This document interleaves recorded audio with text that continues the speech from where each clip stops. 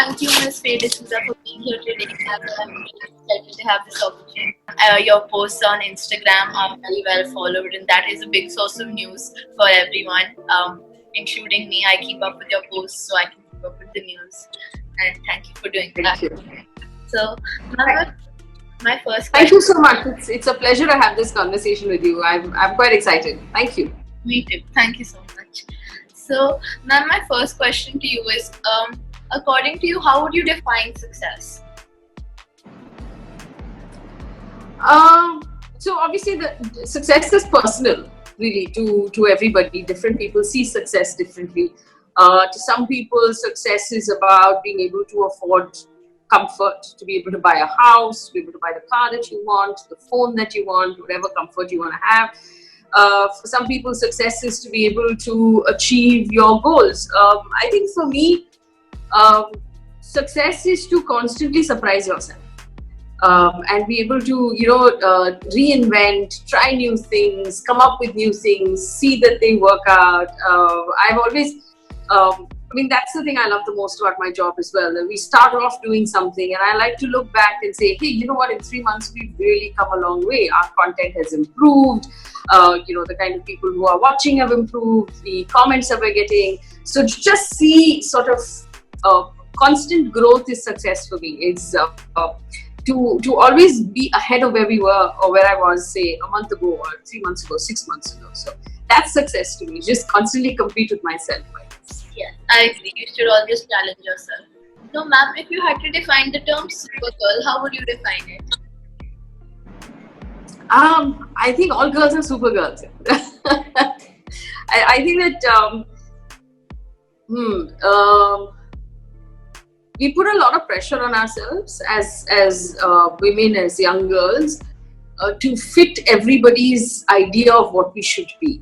So, there's a certain sort of social media, Instagram-driven idea that you have to look a certain way, that your life has to be perfect, you have to be cooking the right cool food, you have to be working out.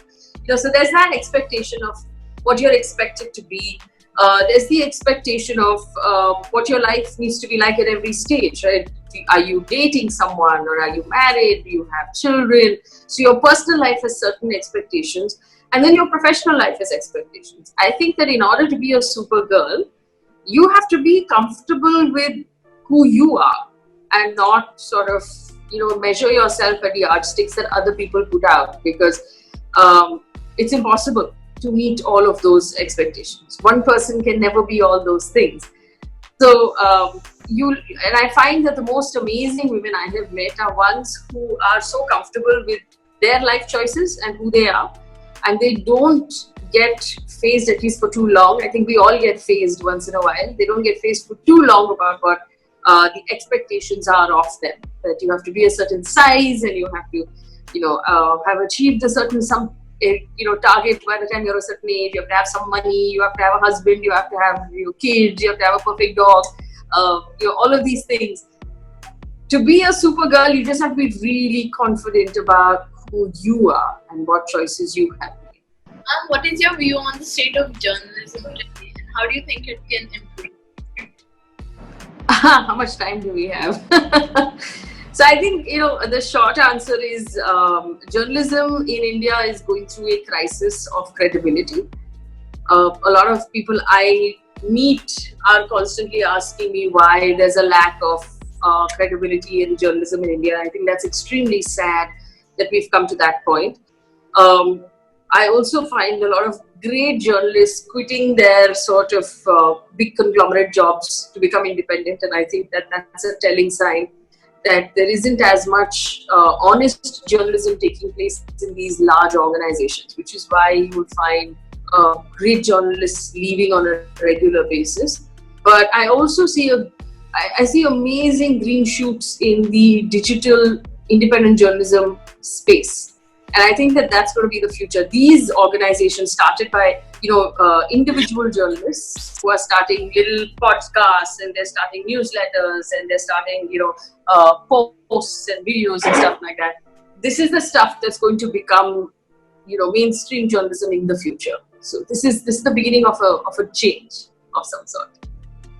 So, ma'am, in one word, if you had to describe the media world, describe, and do you see yourself as having a social responsibility because you're seen in the public eye?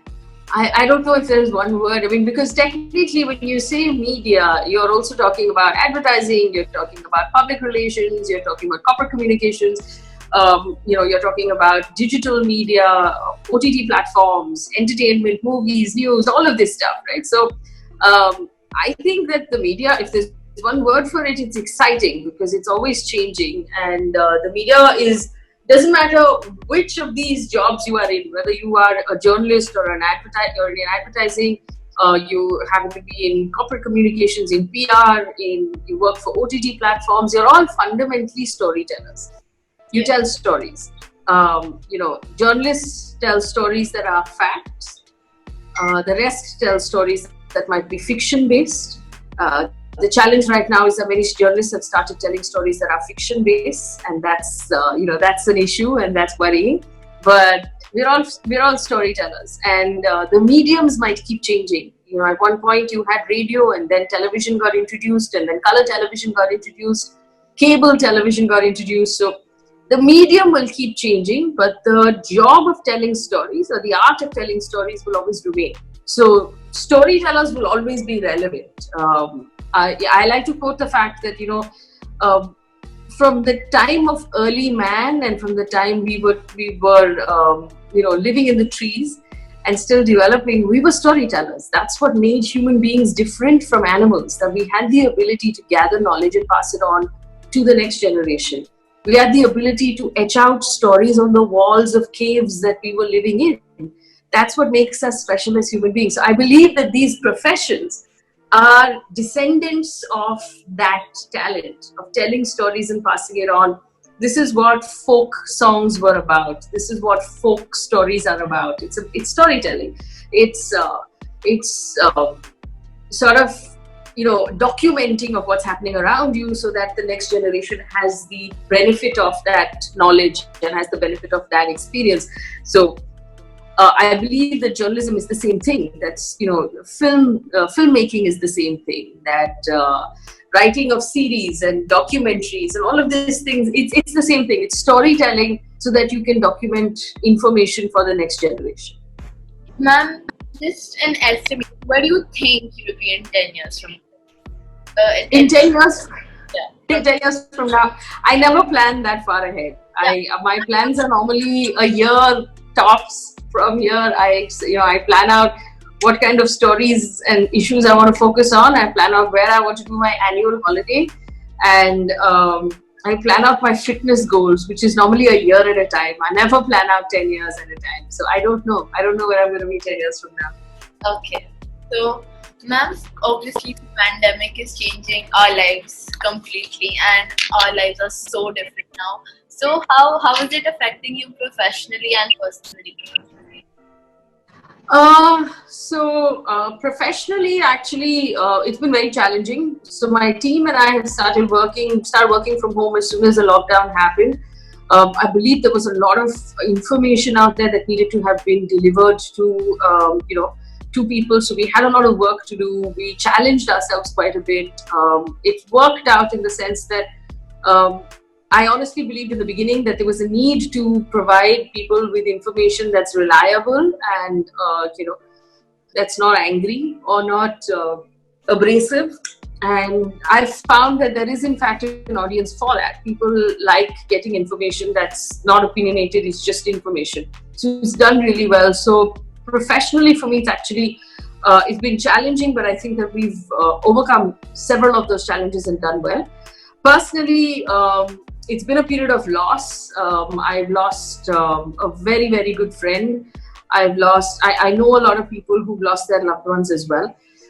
It's a dangerous sort of time, and it's a time of loss. I think that it's a time to hold our loved ones closer and to just to remember, spend time with the people you love, to tell them that you care about them. Not to take anyone for granted, because everything could change in a minute. So it's been a difficult period for a lot of people personally, me included. Yeah, I'm sorry about you. Thank you. So, ma'am, who are your role models and what are the qualities that you admire in them? Uh, Let me see. So it's difficult to sort of pick out one role model. I've been an admirer of people like Angela Merkel. I've been an admirer of Oprah Winfrey. I've been an admirer of Michelle Obama. I think that about these women is that they're confident, like I said at the beginning, about who they are. Charted their own path. They've not listened to people who told them that either they're not good enough or they don't fit the position right. They've found their own way, and I'm an admirer of anyone who's able to do that. I think that in terms of role models, we can learn something from everyone, and it's important to sort of just pay attention so that you don't miss that lesson. Ma'am, if you had to give a piece of advice to your 15-year-old self, then what would you tell? I would tell my 15-year-old self to relax. Because I know that when you're 15 and 16, you're worried about all of these things, right? So I used to be really worried about acne. I used to be worried about my skin. I used to be worried about the way I looked. I used to be worried about, how everything would work out, whether I'd get into college, whether I'd be able to, sort of survive all of these things. So my advice to my 16-year-old self would be to just relax. It's going to work out. It's going to be fine. Don't stress that much. It'll be fine in the end. Yeah, I'm sure. Yeah, it's good to enjoy childhood. Yes. So, ma'am, what are your goals in life? Is there anything you are working towards? I think, what is the main goal? So my goal right now professionally is to be able to launch the company that I'm working on, which is basically a news service for people like you, which will give you the news on a regular basis without scaring you or intimidating you or yelling at you. To be able to form a sort of credible source of information for India's young people so that you are informed and you get the news, you get access to the news in spaces which are comfortable to read and it's easy to read. And it makes you better citizens and better voters because you will have access to the information that you need, and nobody will expect you to form an opinion without knowing what's really going on. One of the things that's always disappointed me is that whenever something happens, you'll have a lot of people yelling at each other, but nobody's stopping to tell you what is really going on, what happened here, what's going on. So that's the idea. So my professional goal is to be able to do that. My personal goal is to be a good person. I think that it's a very challenging thing for all of us to just try and remember to always do the right thing, to be kind, to be helpful, to be charitable and generous with your time and your energy. I try and sort of achieve that on a regular basis as much as I can. I think it's the most important thing in today's world to be a good person. You should just be kind. Yeah. Yes. So, ma'am, obviously mental health is a big issue these days. And so how do you take care of your own mental health? So I have regular sessions with my therapist. I see someone on a regular basis. I believe it's important for us to have someone to talk to. If you can go to a professional, if you feel the need to go to a professional, you should have someone who's looking after you, just like you have a family doctor that you go to every time you feel sick, because that person understands your case, they understand your background.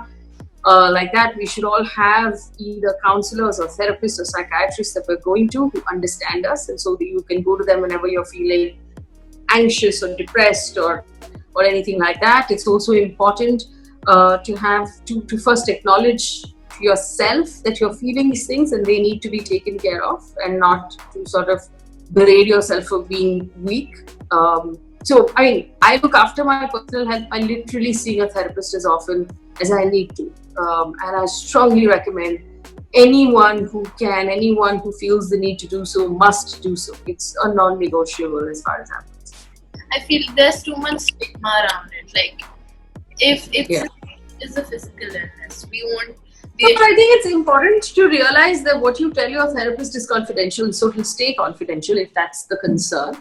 Yeah. And especially among your age group, it should. I mean, the stigma should be removed among each other. It's not. Yeah. I think that's the way to support each other. I think because personally, I think we've been brought up in such a world that I've been shown at a young age that how important it is. So I think it's a little problem in the old generation, but I think our generation will be fine, hopefully. Yes. I think your generation will be fine on a lot of things that the adults have messed up. So I'm pinning a lot of my hopes on you guys. We hope to not disappoint. So, and ma'am, my last question to you for today is that what's your most memorable experience from your career? Okay. So I don't know. I mean, there's so many different moments, but there was this story that we had done quite vehemently over the last 3 years on this place called Mahul. That's right outside of on the east side of Mumbai, where the people were falling sick because they were living too close to a refinery. And I'd visited their homes many times. In every home, there was someone with either cancer or tuberculosis or some sort of disease that happened to be killing them, skin diseases. It was really, really bad. And these people were living there because their slum had been demolished by the government and they had been relocated by the state government into this place that was so close to chemical factories and refineries that they had all fallen sick. It was a Erin Brockovich story, if you'd ever seen Erin Brockovich. So we campaigned for a really long time. For 2 years, without fail, we went after that story every time there was a development. And finally, this year, the Maharashtra government has relocated all of them away from there. So when I met these people after this had happened, and we've been now working together for 2 years, so we knew each other really well. That feeling of, I mean, we cried in each other's arms when it happened because we was just so relieved. That I think for me was a really memorable experience. It reminded me that if you do good work, you can still change the world. You can change the world for one person or for 300 people. In this case, it was 3,000, but it was still quite an amazing feeling. That's amazing. You literally gave 3,000 people a new life. That's extreme. Well, it was not just me. So it was the entire team that I was working for. There were some really dedicated reporters who would work there. My team in the office as well. There were lawyers working on this case. There were activists working on this case. There were residents from Mahul working on the case. So all of this was a combined effort, but just the fact that it could get done was just amazing. It was so amazing. It must be a great feeling. Yes. Today, ma'am, and I really enjoyed speaking to you. I enjoyed speaking to you too. So good luck, and I'm sure you're going to do really, really well. I'm going to keep an eye out for you to watch you be a trailblazer. Thank you. Thank you so much.